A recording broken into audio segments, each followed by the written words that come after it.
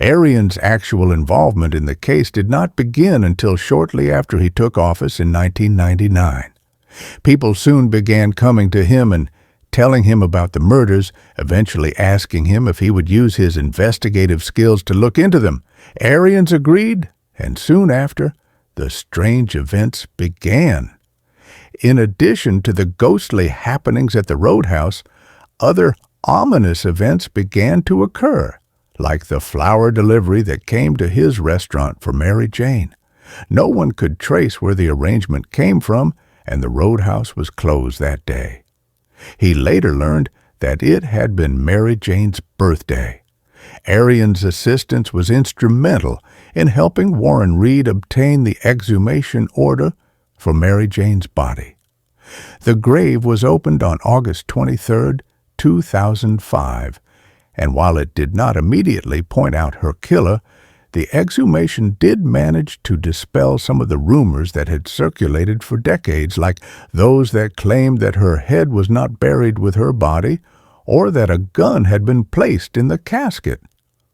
Officials were surprised to find that her corpse was mostly intact. She had been buried with all of her organs and skin still covered her body. Authorities kept the undergarments that she was wearing when she was buried, and oddly, some additional clothing was found inside the vault. A dress and a slip were found wrapped in newspapers, dated June 25, 1948, blaring headlines about her murder. A few months after the exhumation, officials seemed optimistic when opening the grave yielded a few clues and pointed detectives in the direction of two people of interest. But that optimism soon faded.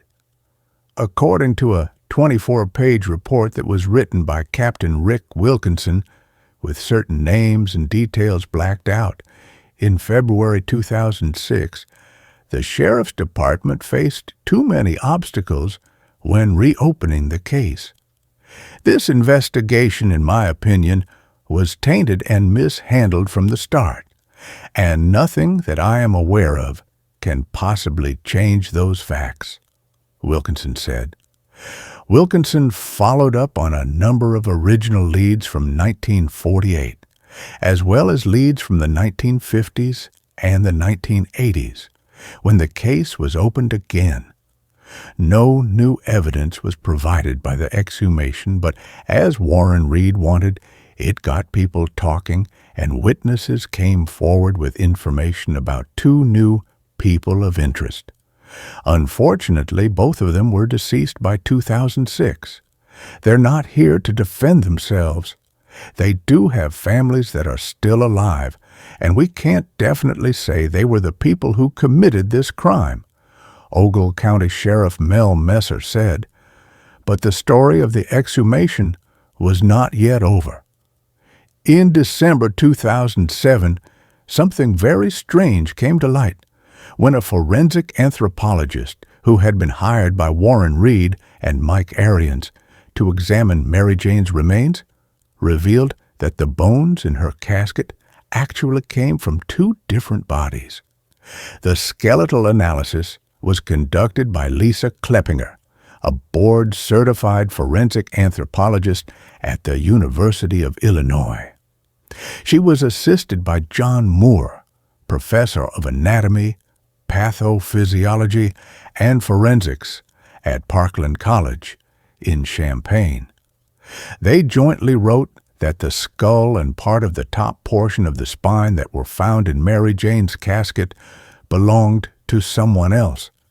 Had the rumors that Mary Jane's head was not buried with her body finally been substantiated? Warren Reed thought it might be possible.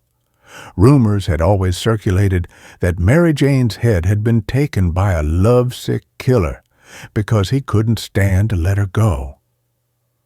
Maybe someone wanted a trophy. Maybe they've got it sitting on a shelf or in a box somewhere, Reed theorized. Could it have been a mistake? Could the skull and backbones have been accidentally switched during an examination at the police lab after the exhumation? This seems the most likely explanation to police officials. Others say that Klepinger's findings are a mistake, merely an opinion open for debate. Still others say that none of it matters because, although the case will never officially be closed since it's an open homicide, it will certainly never be solved. Regardless, it seems to be a case of a dead person telling a tale. It just wasn't the story that anyone expected to hear. Will the case ever really be solved? No one can say, but Warren Reed and Mike Arians aren't giving up hope. They have not given up on the idea that eventually some incontrovertible evidence will emerge that solves Mary Jane's murder once and for all.